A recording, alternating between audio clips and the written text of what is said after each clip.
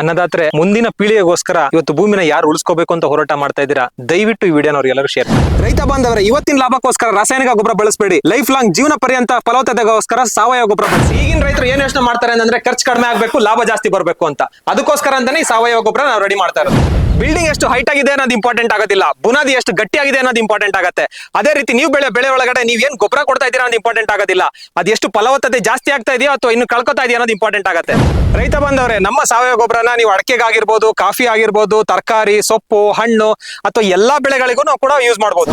Sir, ಎಲ್ಲ documents ಇದೆ sir. ನಾವು Karnataka state department of agriculture ಇಂದ ನಾವು ಲೈಸೆನ್ಸ್ ಕೂಡ ತಗೊಂಡಿದೀವಿ. ಮತ್ತೆ FCO 1985 ರೂಲ್ಸ್ ಪ್ರಕಾರ ನಾವು ಮಿನಿಮಮ್ ಕ್ವಾಲಿಟಿ ಸ್ಟ್ಯಾಂಡರ್ಡ್ ನ ಕೂಡ ನಾವು ಫಾಲೋ ಮಾಡಬೇಕಾಗುತ್ತೆ ಸರ್. ಅದನ್ನೆಲ್ಲ ಸ್ಪೆಸಿಫಿಕೇಶನ್ ಕೂಡ ನಾವು ಫಾಲೋ ಮಾಡ್ತಾ ಇದೀವಿ ಸರ್. ಕಾರ್ಬನ್ ಲೈಟ್ಸ್ ಜೈವಿಕ ಸಮೃದ್ಧ ಸಾವಯವ ಗೊಬ್ಬರ ಅಂತ ಹೇಳ್ಬಿಟ್ಟು ಸರ್, ನಾವು ಎಲ್ಲಿಂದನೂ ತಂದು ಇಲ್ಲಿ ತಯಾರು ಮಾಡ್ತಾ ಇಲ್ಲ. ನಮ್ದು ಬಯೋಗ್ಯಾಸ್ ಸ್ಲರಿ ಮತ್ತೆ ಗಾರ್ಡನ್ ವೇಸ್ಟ್ ಅನ್ನ ಉಪಯೋಗಿಸ್ಕೊಂಡು ಗೊಬ್ಬರನ ತಯಾರು ಮಾಡಿ, ತದನಂತರ ಇಲ್ಲಿ ಈ ತರ ಬೆಡ್ ಹಾಕಿ ಸೂಕ್ಷ್ಮಾಣು ಜೀವಿಗಳಿಂದ ಎನ್ರಿಚ್ಮೆಂಟ್ ಮಾಡಿ 40 kg ಮೂಟೆನ ತುಂಬಿಟ್ಟು ರೈತರಿಗೆ ಕಳಿಸ್ಕೊಡ್ತಾ ಇದೀವಿ ಸರ್. ಸರ್ ನಮಸ್ಕಾರ. ಸರ್ ನಮಸ್ಕಾರ. ಸರ್, ನಮ್ಮೊಂದು ರೈತ ಬಾಂಧವರಿಗೆ ತಮ್ಮೊಂದು ಪರಿಚಯ ಮಾಡ್ಕೊಡ್ತೀರಾ? ಎಲ್ಲ ರೈತ ಬಾಂಧವರಲ್ಲಿ ನಮಸ್ಕಾರ. ನನ್ನ ಹೆಸರು ಬಂದ್ಬಿಟ್ಟು ಬಸವರಾಜ್ ಧನ್ವಂತ್ರಿ. ನಮ್ಮ ಕಂಪನಿ ಹೆಸರು carbon masters India private limited. ನಮ್ಮ ಕಂಪನಿ ಸ್ಥಾಪನೆ ಆಗಿದ್ದು 2012ರಲ್ಲಿ. ಸುಮಾರು 14-15 ವರ್ಷದಿಂದ ನಾವು ಸಾವಯವ ಗೊಬ್ಬರ ಮತ್ತು ಬಯೋಗ್ಯಾಸ್ ಅನ್ನ ತಯಾರು ಮಾಡ್ತಾ ಇದೀವಿ ಸರ್. ಸರ್, ತಮ್ಮಲ್ಲಿ ಸಿಗುವಂತ ಒಂದು ಸಾವಯವ ಗೊಬ್ಬರದ ಬಗ್ಗೆ ಮಾಹಿತಿ ತಿಳಿಸ್ಕೊಡ್ತೀರಾ ಸರ್? ಹೌದು ಸರ್, ಇದು ನೋಡ್ಬೋದು ನೀವು, ಕಾರ್ಬನ್ ಲೈಟ್ಸ್ ಜೈವಿಕ ಸಮೃದ್ಧ ಸಾವಯವ ಗೊಬ್ಬರ ಅಂತ ಹೇಳ್ಬಿಟ್ಟು ಸರ್, ನಾವು ಎಲ್ಲಿಂದನೂ ತಂದು ಇಲ್ಲಿ ತಯಾರು ಮಾಡ್ತಾ ಇಲ್ಲ. ನಮ್ದು ಬಯೋಗ್ಯಾಸ್ ಸ್ಲರಿ ಮತ್ತೆ ಗಾರ್ಡನ್ ವೇಸ್ಟ್ ಅನ್ನ ಉಪಯೋಗಿಸ್ಕೊಂಡು ಗೊಬ್ಬರನ ತಯಾರು ಮಾಡಿ, ತದನಂತರ ಇಲ್ಲಿ ಈ ತರ ಬೆಡ್ ಹಾಕಿ ಸೂಕ್ಷ್ಮಾಣು ಜೀವಿಗಳಿಂದ ಎನ್ರಿಚ್ಮೆಂಟ್ ಮಾಡಿ 40 kg ಮೂಟೆನ ತುಂಬಿಟ್ಟು ರೈತರಿಗೆ ಕಳಿಸ್ಕೊಡ್ತಾ ಇದೀವಿ ಸರ್ ಇಲ್ಲಿಂದಾನೆ. ಓಕೆ ಸರ್, ಈಗ ಸಾವಯವ ಗೊಬ್ಬರ ಅಂತ ಹೇಳ್ತಾ ಇದ್ರಲ್ಲ, ಅದಕ್ಕೆ ಸಂಬಂಧಪಟ್ಟಂಗೆ ತಮ್ಮ ಹತ್ರ ಡಾಕ್ಯುಮೆಂಟ್ಸ್ ಎಲ್ಲ ಇದೆಯಾ ಸರ್? ಸರ್, ಎಲ್ಲ ಡಾಕ್ಯುಮೆಂಟ್ಸ್ ಇದೆ ಸರ್. ನಾವು Karnataka state department of agriculture ಇಂದ ನಾವು ಲೈಸೆನ್ಸ್ ಕೂಡ ತಗೊಂಡಿದೀವಿ. ಮತ್ತೆ FCO 1985 ರೂಲ್ಸ್ ಪ್ರಕಾರ ನಾವು ಮಿನಿಮಮ್ ಕ್ವಾಲಿಟಿ ಸ್ಟ್ಯಾಂಡರ್ಡ್ ನ ಕೂಡ ನಾವು ಫಾಲೋ ಮಾಡಬೇಕಾಗುತ್ತೆ ಸರ್. ಅದನ್ನೆಲ್ಲ ಸ್ಪೆಸಿಫಿಕೇಶನ್ ಕೂಡ ನಾವು ಫಾಲೋ ಮಾಡ್ತಾ ಇದೀವಿ ಸರ್. ಸರ್, ಈಗ ನಮ್ಮ ಭಾರತದಲ್ಲಿ ರೈತರ ಒಂದು ಪರಿಸ್ಥಿತಿ ಯಾವ ತರ ಇದೆ ಅಂದ್ರೆ, ಸಾಕಷ್ಟು ಜನ ಕೃಷಿಯನ್ನ ಬಿಟ್ಟು ಬೇರೆ ಒಂದು ವಿಭಾಗಗಳಿಗೆ ಹೋಗ್ತಾ ಇದಾರೆ ಸಂಪಾದನೆ ಮೂಲವನ್ನ ಹುಡ್ಕೊಂಡು. ಸಾಕಷ್ಟು ಜನ ಇನ್ನೂ ಕೃಷಿಯಲ್ಲಿ ಉಳ್ಕೊಂಡಿರೋದಕ್ಕೆ ಕಾರಣ ಏನಪ್ಪಾ ಅಂತಂದ್ರೆ, ಇದು ನಮ್ಮ ತಾತ ಮಾಡ್ತಾ ಇದ್ರು, ನಮ್ಮ ಅಪ್ಪ ಮಾಡ್ತಾ ಇದ್ರು, ಅದನ್ನ ಬಿಡಬಾರ್ದು, ಅದು ನಮ್ಮ ಒಂದು ಸಂಸ್ಕೃತಿ ಅಂತ ಹೇಳಿ ವ್ಯವಸಾಯ ಮಾಡ್ತಾ ಇದಾರೆ. ಅವ್ರೇನ್ ನಿರೀಕ್ಷೆ ಮಾಡ್ತಾರೆ ಅಂದ್ರೆ, ನನಗೆ ಒಂದು ವ್ಯವಸಾಯದಲ್ಲಿ ಕೋಟ್ಯಾಂತರ ರೂಪಾಯಿ ಲಾಭ ಬರ್ದೇ ಇದ್ರು ಪರವಾಗಿಲ್ಲ, ನನಗೆ ನಷ್ಟ ಆಗ್ಬಾರ್ದು ಅನ್ನೋ ಒಂದು ಕಾರಣಕ್ಕೆ ವ್ಯವಸಾಯನ ಮುಂದುವರ್ಸ್ಕೊಂಡು ಹೋಗ್ತಾ ಇರ್ತಾರೆ. ಅಂತ ಒಂದು ರೈತರಿಗೆ ತಮ್ಮ ಒಂದು ಸಾವಯವ ಗೊಬ್ಬರ ಬಳಸೋದ್ರಿಂದ ಆರ್ಥಿಕವಾಗಿ ಹೇಗೆ ಲಾಭ ಆಗುತ್ತೆ ಅಂತ ಸ್ವಲ್ಪ ತಿಳಿಸ್ಕೊಡ್ತೀರಾ? ಹೌದು ಸರ್, ಖಂಡಿತವಾಗಿನೂ ಕೂಡ. ಫಸ್ಟ್ ನಾನು ಸಿನಾರಿಯೋ ಹೇಳ್ಬಿಡ್ತೀನಿ. ನಮ್ಮ ಭಾರತೀಯ ಮಣ್ಣುಗಳಲ್ಲಿ ಸಾವಯವ ಇಂಗಾಲದ ಪ್ರಮಾಣ ತುಂಬಾ ಕಡಿಮೆ ಆಗೋಗಿದೆ ಸರ್. ಇವಾಗ ಕನಿಷ್ಠವಾಗಿ 3% ಇರೋ ಸಾವಯವ ಇಂಗಾಲದ ಪ್ರಮಾಣ ಇವಾಗ 0.3% ಇಳಿದೋಗಿದೆ ಸರ್. ಆ ಪ್ರಮಾಣದಿಂದ ನಮ್ಮ ಭೂಮಿನಲ್ಲಿ ಫಲವತ್ತತೆ ಕುಂಠಿತಗೊಂಡಿದೆ. ಮತ್ತು ನೀವು ಭೂಮಿಗೆ ಯಾವುದೇ ಬೆಳೆನ ಹಾಕಿದ್ರು ಕೂಡ ಕರೆಕ್ಟ್ ಆಗಿ ಅಂತ ನಿಮ್ಗೆ ಇಳುವರಿ ಕೂಡ ಸಿಗ್ತಾ ಇಲ್ಲ ನಿಮ್ಗೆ. ಹಂಗಾಗಿ ಏನ್ ಮಾಡ್ಬೇಕು, ನೀವು ನಮ್ಮ ಗೊಬ್ಬರದಲ್ಲಿರುವಂತ ಕನಿಷ್ಠ 18% ಸಾವಯವ ಇಂಗಾಲದ ಪ್ರಮಾಣ ಇದೆ. ಇದನ್ನ ನಿಮ್ಮ ಭೂಮಿಗೆ ಹಾಕೋದ್ರಿಂದ ಏನಾಗುತ್ತೆ, ಅದರಲ್ಲಿ ಇರುವಂತ ಸಾವಯವ ಇಂಗಾಲದ ಪ್ರಮಾಣ ಹೆಚ್ಚಿಗೆ ಆಗೋದ್ರಿಂದ ಏನಾಗುತ್ತೆ, ನಿಮ್ಗೆ ಅಧಿಕ ಇಳುವರಿ ಸಿಗುತ್ತೆ. ಮತ್ತೆ ನಿಮಗೆ ಆರ್ಥಿಕ ಹೊರೆ ಬೇರೆ ಸಾವಯವ ಗೊಬ್ಬರಕ್ಕೆ ಹೋಲಿಸ್ಕೊಂಡ್ರೆ ನಮ್ಮ ಗೊಬ್ಬರ 80-90% ನಿಮಗೆ ಆರ್ಥಿಕ ಹೊರೆಯನ್ನ ತಗ್ಗಿಸುತ್ತೆ ನಿಮಗೆ. ಏನಕ್ಕೆ ಅಂತಂದ್ರೆ, ನೀವು 1 ಎಕರೆ ಜಮೀನಿಗೆ ಒಂದು 10-15 ಟನ್ ಕುರಿ ಕೋಳಿ ಗೊಬ್ಬರ ಅಥವಾ ತಿಪ್ಪೆ ಗೊಬ್ಬರ ಹಾಕ್ಬೇಕಾಗತ್ತೆ ನಿಮಗೆ. ಇವಾಗ ಎಲ್ಲೂ ಕೂಡ ತಿಪ್ಪೆ ಗೊಬ್ಬರ ಸಿಗ್ತಾ ಇಲ್ಲ ನಮ್ಗೆ. ಎಲ್ಲಾ ಕಡೆನೂ ಅನಿಮಲ್ಗಳು ಅಂದ್ರೆ ಹಸುಗಳು ಸಂಖ್ಯೆ ಕಡಿಮೆ ಆಗಿದೆ. ಹಾಗಾಗಿ ನಿಮ್ದು ಈ ನಮ್ಮ ಗೊಬ್ಬರ ಬಳಸೋದ್ರಿಂದ ಏನಾಗುತ್ತೆ, ರೈತರಿಗೆ 80-90% ಆರ್ಥಿಕ ಹೊರೆ ಕಡಿಮೆ ಆಗುತ್ತೆ. ಜೊತೆಗೆ 15-20% ಇಳುವರಿನಲ್ಲಿ ಜಾಸ್ತಿ ಆಗುತ್ತೆ. ಭೂಮಿನಲ್ಲಿ ನಾವು ಸಾಂಪ್ರದಾಯಿಕ ಕೃಷಿ ಪದ್ಧತಿ ಬಳಸ್ಕೊಂಡಿರೋದ್ರಿಂದ ಏನಾಗಿದೆ, ನಮ್ಮ ಭೂಮಿ ಎಲ್ಲಾನು ಹಾಳಾಗೋಗಿದೆ ಸರ್.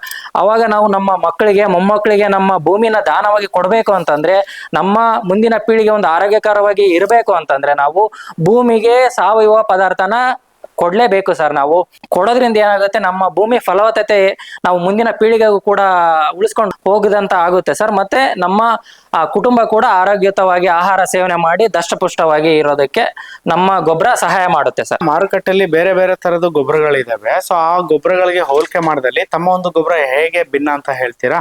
ಸರ್ ಮಾರ್ಕೆಟ್ ಅಲ್ಲಿ ನಿಮಗೆ ಸುಮಾರು ಒಂದು 10-20 ಪ್ರಾಡಕ್ಟ್ಗಳು ನಿಮಗೆ ಸಿಗ್ತಾ ಹೋಗುತ್ತೆ ಸರ್. ಅದರಲ್ಲಿ ಏನು ನ್ಯೂಟ್ರಿಯೆಂಟ್ ಕಂಟೆಂಟ್ ಏನು ಪೋಷಕಾಂಶಗಳ ಒಂದು ವಿಧಾನ ಏನಿರುತ್ತೆ, ಎಷ್ಟು ಪ್ರತಿಶತ ಇರುತ್ತೆ ಅನ್ನೋದ್ರ ಮೇಲೆ ನಿಮಗೆ ವ್ಯತ್ಯಾಸ ಗೊತ್ತಾಗುತ್ತೆ ಸರ್. ನಿಮಗೆ ಮಾರ್ಕೆಟ್ ಅಲ್ಲಿ ಹೋಲಿಸೋದಾದ್ರೆ ನಮ್ಮ ಪ್ರಾಡಕ್ಟ್ ಅಲ್ಲಿ ಮಿನಿಮಮ್ 18% ಸಾವಯವ ಇಂಗಾಲ ಆರ್ಗ್ಯಾನಿಕ್ ಕಾರ್ಬನ್ ಕಂಟೆಂಟ್ ಇರುತ್ತೆ ಸರ್. ಮತ್ತೆ minimum 3% nitrogen, phosphorus, potassium content ಇರುತ್ತೆ. ಮತ್ತೆ ಇದು ನೀರನ್ನು ಹಿಡಿದಿಟ್ಟುಕೊಳ್ಳುವ ಸಾಮರ್ಥ್ಯ ಚೆನ್ನಾಗಿದೆ ಸರ್ ನಮ್ಮ ಗೊಬ್ಬರದಲ್ಲಿ. ಮತ್ತೆ ಇದು ಮಣ್ಣಿನ ಫಲವತ್ತತೆಯನ್ನು ಸುಧಾರಿಸುತ್ತದೆ ಸರ್. ಮತ್ತೆ ನಿಮ್ ಗಟ್ಟಿ ಜಮೀನ್ ಇದ್ರೆ ಕೂಡ ಈ ಗೊಬ್ಬರ ಹಾಕೋದ್ರಿಂದ ಏನಾಗುತ್ತೆ, ನಿಮ್ಮ ಜಮೀನು ಚೆನ್ನಾಗಿ ಇರುತ್ತೆ ಸರ್. ಇದು ಹಂಗಾಗಿ ನಮ್ಮ ಗೊಬ್ಬರದಲ್ಲೂ ಬೇರೆ ಗೊಬ್ಬರಕ್ಕಿರೋ ಮೇನ್ ಡಿಫ್ರೆನ್ಸ್ ಅದೇ ಸರ್. ಓಕೆ, ಯಾವ ರೀತಿಲಿ ಗೊಬ್ಬರನ ಬಳಸ್ಬೇಕು ಅನ್ನೋದ್ರ ಬಗ್ಗೆ ತಿಳಿಸ್ಕೊಡ್ತೀರಾ ಸರ್? ಸರ್, ಇವಾಗ ನಾವು ರೈತರು ಯಾವ ಬೆಳೆ ಬೆಳಿತಾರ ಅನ್ನೋದ್ರ ಮೇಲೆ ಡಿಪೆಂಡ್ ಆಗುತ್ತೆ ಸರ್. ಯಾವ ರೀತಿ ಅಪ್ಲೈ ಮಾಡ್ತೀವಿ ಅನ್ನೋದು, ಉಪಯೋಗಿಸ್ಬೇಕು ಅನ್ನೋದ್ರ ಮೇಲೆ ಡಿಪೆಂಡ್ ಆಗುತ್ತೆ. ಇವಾಗ ನೋಡಿ, ನೀವು ರಾಗಿ, ಜೋಳ ಬೆಳಿತೀರಾ ಅಂತಂದ್ರೆ, ನೀವು ಸಾಲ್ ಮಾಡ್ತೀರಾ ಅಂತಂದ್ರೆ ಸಾಲಲ್ಲಿ ನೀವು ಗೊಬ್ಬರನ ಹಾಕೊಂಡು ಅದರಲ್ಲಿ ಉಳುಮೆ ಮಾಡ್ಬೇಕಾಗತ್ತೆ. ಇಲ್ಲ ಸರ್, ನಮ್ದು ಟೊಮೆಟೊ, ಮೆಣಸಿನ್ಕಾಯಿ, ಬೀನ್ಸು ಮತ್ತೆ ಈ ತರ ಕೋಸು ಬೆಳೆ ಮಾಡ್ತಾ ಇದೀವಿ ಅಂತಂದ್ರೆ ನೀವು ಸಾಲ್ನ ಹಾಕ್ತಿರಲ್ವಾ, ಆ ಸಾಲಲ್ಲಿ ನಮ್ಮ ಗೊಬ್ಬರನ ಲೈನ್ ಸೋಯಿಂಗ್ ಅಂತೀವಲ್ಲ, ಲೈನ್ ಅಲ್ಲಿ ಹಾಕೊಂಡು ಹೋಗಿ ಅದ್ರ ಮೇಲೆ ಮಣ್ಣನ್ನ ಮುಚ್ಚಬೇಕಾಗತ್ತೆ. ಮತ್ತೆ ತೋಟಗಾರಿಕಾ ಬೆಳೆಗಳಿಗೆ ಬಂದ್ರೆ ನೀವು ಪಾತಿ ಇರುತ್ತಲ್ಲ, ಒಂದು ಗಿಡ ಇದ್ರೆ ಆ ಗಿಡ ಸುತ್ತಲೂ ಪಾತಿ ಮಾಡ್ಕೊಂಡು ಆ ಪಾತಿನಲ್ಲಿ ನಮ್ಮ ಗೊಬ್ಬರನ ಹಾಕ್ಬಿಟ್ಟು ನೀವು ಅದ್ರ ಮೇಲೆ ಮಣ್ಣನ್ನ ಮುಚ್ಚಬೇಕಾಗತ್ತೆ. ಇದೇ ರೀತಿಯಾಗಿ ನೀವು ಎಲ್ಲಾ ಬೆಳೆಗಳಿಗೂ ಕೂಡ ನಮ್ಮ ಗೊಬ್ಬರವನ್ನ ಬಳಸಬಹುದಾಗಿದೆ. ತಮ್ಮಲ್ಲಿ ಸಿಗುವಂತ ಈ ಒಂದು ಸಾವಯವ ಗೊಬ್ಬರನ ಎಲ್ಲಾ ಬೆಳೆಗಳಿಗೂ ಬಳಸಬಹುದಾ ಸರ್? ಹೌದು ಸರ್, ಖಂಡಿತವಾಗಿ ಎಲ್ಲಾ ನೀವು ಭೂಮಿನಲ್ಲಿ ಏನೇನ್ ಬೆಳೆ ಬೆಳಿತೀರಾ ಎಲ್ಲಾ ಬೆಳೆಗಳಿಗೂ ಬೆಳೆಸಬಹುದು ಸರ್. ಒಂದು ಕ್ಷೇತ್ರ ಬೆಳೆಗಳು ಅಂತೀವಲ್ಲ, ಫೀಲ್ಡ್ ಕ್ರಾಪ್ಸ್, ಅದಕ್ಕೂ ಕೂಡ ನೀವು ಹಾಕ್ಬೋದು. ಮತ್ತೆ ತೋಟಗಾರಿಕೆ ಬೆಳೆಗಳಿಗೆ ಹಾಕ್ಬೋದು, ಪ್ಲಾಂಟೇಶನ್ ಕ್ರಾಪ್ಗಳು ಕೂಡ ನೀವು ಹಾಕ್ಬೋದು ಸರ್. ನಮ್ಮ ಒಂದು ಬಳಕೆಯ ಪ್ರಮಾಣ ಬಂದ್ರೆ ನೀವು 1 ಎಕರೆಗೆ 1 ಟನ್ ಗೊಬ್ಬರ, 1 ಮೆಟ್ರಿಕ್ ಟನ್ ಗೊಬ್ಬರವನ್ನ ನಾವು ಬಳಸಲಿಕ್ಕೆ ರೆಕಮೆಂಡ್ ಮಾಡ್ತೀವಿ ಸರ್. ನೀವು ಯಾವುದೇ ಇರ್ರೆಸ್ಪೆಕ್ಟಿವ್ ಆಫ್ ದಿ ಕ್ರಾಪ್ಸ್, ನೀವು ಯಾವುದೇ ಬೆಳೆ ಬೆಳೀರಿ 1 ಟನ್ ಗೊಬ್ಬರನ ಹಾಕ್ಬೇಕು. ಫಾರ್ ಎಕ್ಸಾಂಪಲ್, ನೀವು ಟೊಮೆಟೊ ಇದೆ ನಿಮ್ಮ ಜಮೀನಲ್ಲಿ ಅಂತಂದ್ರೆ ನೀವು ಬೆಡ್ ಪ್ರಿಪೇರ್ ಮಾಡ್ತೀರಲ್ಲ, ಅಂದ್ರೆ ನೀವು ಸಾಲ್ ಮಾಡ್ತೀರಲ್ಲ, ಆ ಸಾಲ್ ಮಾಡೋ ಟೈಮಲ್ಲಿ ಇದನ್ನ ಹಾಕ್ಬೇಕು ಸರ್. ಮತ್ತೆ ಒಂದು 30-45 ದಿನ ಆದ್ಮೇಲೆ ಟಾಪ್ ಡ್ರೆಸ್ಸಿಂಗ್ ಅಂತೀವಿ, ಅದನ್ನ ಆ ಬುಡಕ್ಕೆ ನೀವು ಗೊಬ್ಬರನ ಕೊಡ್ಬೇಕಾಗತ್ತೆ ಸರ್. ಎಕ್ಸಾಂಪಲ್, ಇವಾಗ ಟೊಮೆಟೊ ಆಯ್ತು, ಇವಾಗ ಮಾವಿನ ಹಣ್ಣು ಇದೆ ಸರ್, ಇಲ್ಲ ತೆಂಗು ಇದೆ, ಅಡಿಕೆ ಇದೆ ಸರ್, ತೋಟ ಇದೆ ನಮ್ದು ಅಂತಂದ್ರೆ ಹೆಂಗ್ ಮಾಡ್ಬೇಕು, ಅದಕ್ಕೆ ಒಂದು ಗಿಡಕ್ಕೆ ಅದು ಎಷ್ಟು ದಿನ ಆಗಿದೆ ನೀವು ಪ್ಲಾಂಟ್ ಹಾಕ್ಬಿಟ್ಟು ಅನ್ನೋದ್ರ ಮೇಲೆ ಡಿಪೆಂಡ್ ಆಗುತ್ತೆ. ಇವಾಗ 1 ವರ್ಷ ಆಗಿದೆ ಸರ್ ನಮ್ಮ ಬೆಳೆಗೆ, ಯಾವ ರೀತಿ ಹಾಕೋದು, ಎಷ್ಟು ಕೆಜಿ ಹಾಕ್ಬೇಕು ಅನ್ನೋದಾದ್ರೆ ನೀವು ಒಂದು ಗಿಡಕ್ಕೆ 1-2 ಕೆಜಿ ಗೊಬ್ಬರನ ನೀವು ಒಂದೊಂದು ಗಿಡಕ್ಕೆ ಹಾಕ್ಬೇಕಾಗುತ್ತೆ ಪಾತಿ ಮಾಡ್ಬಿಟ್ಟು. ಇಲ್ಲ ಸರ್, ನಮ್ದು 3-4 ವರ್ಷ ಆಗಿದೆ ಗಿಡ ಹಾಕಿ ಅಂತಂದ್ರೆ ಒಂದು 3-4 ಕೆಜಿ ಒಂದು ಬುಟ್ಟಿನಲ್ಲಿ ಹಾಕೊಂಡು ಸುತ್ತಲೂ ಪಾತಿ ಸುತ್ತಲೂ ಹಾಕಿ ಅದ್ರ ಮೇಲೆ ಮಣ್ಣು ಮುಚ್ಚಬೇಕಾಗುತ್ತೆ ಸರ್. ಆ ರೀತಿ ನೀವು 1 ಎಕರೆಗೆ 1 ಟನ್ ಗೊಬ್ಬರನ ಬಳಸಬೇಕಾಗುತ್ತೆ ಸರ್. ಈಗ ತಾವು ಗೊಬ್ಬರವನ್ನ ಹೇಗೆ ತಯಾರಿಸ್ತೀರಿ ಅಂತ ತೋರಿಸ್ಕೊಡ್ತೀರಾ? ಹೌದು ಸರ್, ಖಂಡಿತವಾಗಿ ಇಲ್ಲಿ ನೋಡ್ಬೋದು ಸರ್, ನೀವು ನೋಡ್ತಾ ಇರೋದ್ರಿಂದಾನೆ ನಮ್ಗೆ ಬೆಂಗಳೂರಿಂದ ಒಂದು ಗಾರ್ಡನ್ ವೇಸ್ಟ್ ಅನ್ನು ಸಪ್ಲೈ ಮಾಡ್ತಾರೆ ಸರ್ ನಮಗೆ. ಈ ಗಾರ್ಡನ್ ವೇಸ್ಟ್ ಅಲ್ಲಿ ನಾವು ಏನ್ ಮಾಡ್ತೀವಿ, ಹಸಿ ಕಸ, ಒಣ ಕಸವನ್ನ ಒಂದು 50-50% ಆಗಿ ನಾವು ಮೇಂಟೈನ್ ಮಾಡ್ಕೊಂಡು ಈ ತರ ಹುಡ್ಡೇನಾಗಿ ನಾವು ಮಾಡ್ತೀವಿ ಸರ್. ಇದ್ರ ಮೇಲೆ ಏನ್ ಮಾಡ್ತೀವಿ, ಏನಾದ್ರು ಪ್ಲಾಸ್ಟಿಕ್ ಏನಾದ್ರು ಬಾಟಲ್ಸ್ ಅದಿದ್ರೆ ಇದನ್ನು ಕೂಡ ಮ್ಯಾನ್ಯುವಲ್ ಆಗಿ ಸೆಗ್ರಿಗೇಟ್ ಮಾಡ್ತಾರೆ ಸರ್ ನಮ್ಮ ಕಾರ್ಮಿಕರು. ಇದಾದ ನಂತರ ನಾವು ಬಯೋಗ್ಯಾಸ್ ಸ್ಲರಿ ಅಂತ ಹೇಳಿದ್ನಲ್ಲ ನಿಮ್ಗೆ, ಆ ಸ್ಲರಿನ ಇದ್ರ ಮೇಲೆ ನಾವು ಸ್ಪ್ರೇ ಮಾಡ್ತೀವಿ ಸರ್. ವಾರಕ್ಕೊಂದ್ಸರ್ತಿ ಆ ಸ್ಲರಿನ ಹಾಕೋದು, JCB ಇಂದ ಇದನ್ನ ತಿರುವಾಗ್ತಾ ಇರ್ತೀವಿ ಸರ್. ಇದು ಸುಮಾರು 45-60 ದಿವಸ ಒಂದು ತಗೊಳುತ್ತೆ ಸರ್ ಗೊಬ್ಬರ ಮಾಗ್ಲಿಕ್ಕೆ. 45-60 ದಿನದವರೆಗೂ ನಾವು ಸ್ಲರಿನ್ ಹಾಕೋದು, ಈ ಹುಡ್ಡೆಗಳನ್ನ JCB ಇಂದ ತಿರುವು ಹಾಕೋದು, ಈ ತರ ಮಾಡ್ತೀವಿ ಸರ್. 60 ದಿವಸ ಆದ್ಮೇಲೆ ನೀವು ನೋಡ್ತಾ ಇರ್ಬೋದು, ಅಲ್ಲಿದೆ ಸರ್, ಆ ತರ ಗೊಬ್ಬರ ಆಗಿ ನಿಮ್ಗೆ ಸಿಗುತ್ತೆ ಸರ್. ಇದು 60 ದಿವಸದ ಸರ್? ಹಾ ಸರ್, ಹೌದು. Okay sir. ಹಾ ಸರ್, 60 ದಿವಸ ಅಲ್ಲಿ ಗೊಬ್ಬರ ಮಾಗಾದ್ಮೇಲೆ ಏನ್ ಮಾಡ್ತೀವಿ ನಾವು, ಅದನ್ನ ತಂದು ಇಲ್ಲಿ ಒಣಗೋದಕ್ಕೆ ಹಾಕ್ತಿವಿ ಸರ್. ಏನಕ್ಕಂತಂದ್ರೆ ಅದರಲ್ಲಿ ಮಾಯ್ಶ್ಚರ್ ಕಂಟೆಂಟ್ ಜಾಸ್ತಿ ಇರೋದ್ರಿಂದ ಇಲ್ಲಿ ಒಣಗದ್ಮೇಲೆ ಮತ್ತೆ ಇದರಲ್ಲಿ ಏನಾನ ಪ್ಲಾಸ್ಟಿಕ್ ಐಟಮ್ ಏನಾನ ಇದ್ರೆ ಮ್ಯಾನ್ಯುವಲ್ ಆಗಿನೂ ಕೂಡ ಇದರಲ್ಲಿ ಸೆಗ್ರಿಗೇಷನ್ ಮಾಡ್ತೀವಿ. ಇಲ್ಲಿ ಒಣಗಿದಾದ್ಮೇಲೆ ಇಲ್ಲಿ ನೀವು ನೋಡ್ಬೋದು, ಈ ಮಷೀನಲ್ಲಿ, ಜರಡಿ ಮಷೀನಲ್ಲಿ ನಾವು ಜರಡಿ ಹಿಡಿತೀವಿ ಸರ್. ಜರಡಿ ಹಿಡಿದಾದ್ಮೇಲೆ ಏನ್ ಮಾಡ್ತೀವಿ, ಇಲ್ಲಿ ಒಳಗಡೆ ನೋಡ್ತಾ ಇದ್ರೆ ನೀವು ಕಾಣಿಸುತ್ತೆ, ಈ ತರ ಬೆಡ್ ಹಾಕ್ತಿವಿ ಸರ್ ನಾವು, layer by layer. 1 layer bed ಹಾಕ್ಬಿಟ್ಟು ಅದರಲ್ಲಿ ಆಮೇಲೆ ಆ ಸೂಕ್ಷ್ಮಾಣು ಜೀವಿಗಳದೊಂದು ಕನ್ಸಾರ್ಷಿಯನ್ ಲಿಕ್ವಿಡ್ ನ ಅದ್ರ ಮೇಲೆ ಹಾಕ್ತಿವಿ. ತದನಂತರ ಮತ್ತೊಂದು ಲೇಯರ್ ಗೊಬ್ಬರನ ಹಾಕ್ತಿವಿ, ಮತ್ತೆ ಆ ಲಿಕ್ವಿಡ್ ನೀರ್ನ ಹಾಕಿ ಸುಮಾರು 1 ದಿವಸ ಇದನ್ನ ಇನ್ಕ್ಯುಬೇಷನ್ ಬಿಡ್ತೀವಿ. ಏನಕ್ಕಂತಂದ್ರೆ ಆ ಸೂಕ್ಷ್ಮಾಣು ಜೀವಿಗಳ ಪ್ರಮಾಣ ಜಾಸ್ತಿ ಆಗ್ಲಿಕ್ಕೆ. ಜಾಸ್ತಿ ಆದ್ಮೇಲೆ ಏನು ಮಾಡ್ತೀವಿ ನಾವು, 40 kg ತೂಕ ಹಾಕ್ಬಿಟ್ಟು ಗೊಬ್ಬರನ ಮೂಟೆ ತುಂಬಿ ರೈತರಿಗೆ ಕಳಿಸ್ಕೊಡ್ತೀವಿ. ತಮ್ಮ ಗೊಬ್ಬರವನ್ನ ಬಳಸಿ ಯಶಸ್ಸನ್ನ ಕಂಡಿರುವಂತಹ ರೈತರನ್ನ ಏನಾದ್ರು ಮಾತಾಡ್ತೀರಾ ಸರ್? ಖಂಡಿತವಾಗಿ ಸರ್, ಬನ್ನಿ ಹೋಗೋಣ, ಕರ್ಕೊಂಡು ಹೋಗ್ತೀನಿ ನಿಮ್ಮನ್ನ. ಎಲ್ಲ ಪ್ರಿಯ ವೀಕ್ಷಕರೇ, ನಾನು ನಿಮಗೆ ಮುಂಚೆ ಹೇಳಿದಾಗೆ ನಮ್ಮ ಕಾರ್ಬಲೈಟ್ಸ್ ಯೂಸ್ ಮಾಡಿ ಅಂತ ರೈತರನ್ನ ಪರಿಚಯ ಮಾಡಿಸ್ಕೊಡ್ತೀನಿ ಅಂತ ಹೇಳಿದ್ದೆ. ಇವಾಗ ರೈತರ ಜಮೀನಲ್ಲಿ ಬಂದಿದ್ದೀವಿ, ಅವ್ರನ್ನ ಪರಿಚಯ ಮಾಡ್ಕೊಡ್ತೀನಿ. ಅಣ್ಣ ನಮಸ್ಕಾರ, ನಿಮ್ ಪರಿಚಯ ಮಾಡ್ಕೊಡಿ ಅಣ್ಣ.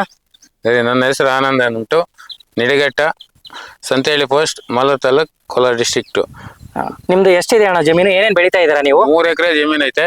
ಅದ್ರಲ್ಲಿ 1 ಎಕರೆ ಟೊಮೆಟೊ, 1 ಎಕರೆ ಮೆಣಸಿನ ಗಿಡ, 1 ಎಕರೆ ರಾಗಿ ಉಳ್ತೀನಿ. ಅಣ್ಣ ನಮ್ ಗೊಬ್ಬರ ಬಳಸದಾದ್ಮೇಲೆ ನಿಮ್ಗೆ ಯಾವ ರೀತಿ ಇದರಲ್ಲಿ ರಿಸಲ್ಟ್ಸ್ ಗೊತ್ತಾಯ್ತು ಮತ್ತೆ ಹೆಂಗ್ ಅನಿಸ್ತು ನಿಮಗೆ ನಮ್ ಗೊಬ್ಬರದ ಬಗ್ಗೆ? ನಿಮ್ ಗೊಬ್ಬರ ಪರವಾಗಿಲ್ಲ, ಚೆನ್ನಾಗಿ ಕೆಲಸ ಮಾಡ್ತೈತೆ, ಚೆನ್ನಾಗಿ ಬೆಳೆ ಬರ್ತೈತೆ, ಅದರಿಂದ ಬಳಸ್ತಾ ಇದೀರಿ. ಮುಂಚೆ ಯಾವ ಬೆಳೆಗೆ ಹಾಕಿದ್ರಿ ಅಣ್ಣ ನೀವು? ಮೊದಲು ಬೀನ್ಸ್ಗೆ ಹಾಕಿದ್ದೆ, ಟೊಮೆಟೊಗೆ ಹಾಕಿದ್ದೆ. 1 ಎಕರೆಗೆ 10 ಮೂಟೆ ಹಾಕಿದ್ದೆ. ರಿಸಲ್ಟ್ ಯಾವ ರೀತಿ ಇತ್ತು ಇದರಲ್ಲಿ? ಯಾವ ರೀತಿ ರಿಸಲ್ಟ್ ಪಕ್ಕ ಚೆನ್ನಾಗಿ ಬಂದಿತ್ತು. 90% ಬಂದಿತ್ತು. ಇಳುವರಿ ಎಲ್ಲ ಹೆಂಗ್ ಬಂತು ನಿಮ್ದು ಲಾಸ್ಟ್ ಅಲ್ಲಿ? ಇಳುವರಿ ಪರವಾಗಿಲ್ಲ. ರೇಟ್ ಹೆಂಗ್ ಸಿಕ್ತು ಮಾರ್ಕೆಟ್ ಅಲ್ಲಿ? ರೇಟ್ ಮಾರ್ಕೆಟ್ ಆದಾಗ 750, 800. ತುಂಬಾ ಥ್ಯಾಂಕ್ಸ್ ಅಣ್ಣ. ಧನ್ಯವಾದ. ಈಗ ಸಾಕಷ್ಟು ರೈತ ಬಾಂಧವರು ನಮ್ಗೆ ಹೇಳೋದೇನಪ್ಪಾ ಅಂತಂದ್ರೆ, ಸರ್ ಈಗ ಯಾವುದೇ ಒಂದು ಉತ್ಪನ್ನದ ಬಗ್ಗೆ ಮಾಹಿತಿ ಕೊಡ್ತೀರಿ ಎಲ್ಲ ಓಕೆ ಸರ್, ಬಟ್ ನೀವು ಅದ್ರದ್ದು ರೇಟ್ ತಿಳಿಸಲ್ಲ ಅಂತ ಬೈತಾ ಇರ್ತಾರೆ. ಸೊ ತಮ್ಮ ಒಂದು ಗೊಬ್ಬರದ ಪ್ರೈಸ್ ನ ಹೇಳ್ಬೋದಾ ಸರ್? ಖಂಡಿತ ಸರ್. ಇದು 40 kg ಬ್ಯಾಗ್ ಅಲ್ಲಿ ಬರುತ್ತೆ ನಿಮಗೆ ಗೊಬ್ಬರ. 700 ರೂಪಾಯಿ MRP ಇರುತ್ತೆ. ಕರ್ನಾಟಕದಾದ್ಯಂತ ಮಾರ್ಕೆಟಿಂಗ್ ಮತ್ತೆ ಸಪ್ಲೈ ಆಗ್ರೋವಾ ಕಂಪನಿ ಕಡೆಯಿಂದ ಇದೆ. ನಿಮಗೆ ನೇರವಾಗಿ ರೈತರಿಗೆ 500 ರೂಪಾಯಿಗೆ ಸಿಗುತ್ತೆ. ಇದು 500 ರೂಪಾಯಿ ಬಂದು ಟ್ರಾನ್ಸ್ಪೋರ್ಟೇಷನ್ ಇನ್ಕ್ಲೂಡ್ ಆಗಿರೋದಿಲ್ಲ, GST ಮಾತ್ರ ಇನ್ಕ್ಲೂಡ್ ಆಗಿರುತ್ತೆ. ಸೊ ಅವರು 2 ಪಾಯಿಂಟ್ ಇದೆ ನಿಮಗೆ, ಮಾಲೂರು ಮತ್ತೆ ಶಿವಮೊಗ್ಗದಲ್ಲಿ. ಈ 2 ಪಾಯಿಂಟ್ ಒಳಗಡೆ ಅವ್ರ ವೆಹಿಕಲ್ ನ ತಗೊಂಡ್ಬಂದು ಅವರು ಪಿಕ್ ಮಾಡ್ಕೋಬಹುದು. ಅಥವಾ ಯಾರಾದ್ರೂ ಕರ್ನಾಟಕದಂತೆ ಯಾರು ಡಿಸ್ಟ್ರಿಬ್ಯೂಷನ್ ಶಿಪ್ ಕೂಡ ನೋಡ್ತಾ ಇದ್ರೆ ಅವ್ರಿಗೂ ಕೂಡ ಚಾನ್ಸ್ ಇದೆ. ಅವರಿಗೆ 450 ರೂಪಾಯಿಗೆ ಸಿಗುತ್ತೆ. ಆದ್ರೆ 25 ಮೆಟ್ರಿಕ್ ಟನ್ ಬೈ ಮಾಡ್ಬೇಕಿರುತ್ತೆ. 25 ಮೆಟ್ರಿಕ್ ಟನ್ ಅಂತಂದ್ರೆ ಆವಾಗ ನಿಮಗೆ ಟ್ರಾನ್ಸ್ಪೋರ್ಟೇಷನ್ ಕೂಡ ನಮ್ಮ ಆಗ್ರೋವಾ ಕಡೆಯಿಂದಾನೆ ಕವರ್ ಮಾಡಿ ಕೊಡ್ತೀವಿ. ಕಂಪ್ಲೀಟ್ ಕರ್ನಾಟಕದಾದ್ಯಂತ ಎಲ್ಲೇ ಇದ್ರೂ ಕೂಡ ನಾವು ಸಪ್ಲೈ ಮಾಡಿ ಕೊಡ್ತೀವಿ. ಇನ್ನೇನಕ್ಕೆ ತಡ ಮಾಡ್ತಾ ಇದ್ದಾರೆ ರೈತ ಬಂದವರು? ನಮ್ಮ ಸಾವಯವ ಗೊಬ್ಬರವನ್ನು ಖರೀದಿ ಮಾಡ್ಲಿಕ್ಕೋಸ್ಕರ ಸ್ಕ್ರೀನ್ ಮೇಲೆ ಬರ್ತಾ ಇರುವಂತ ನಂಬರ್ಗೆ ಕರೆ ಮಾಡಿ.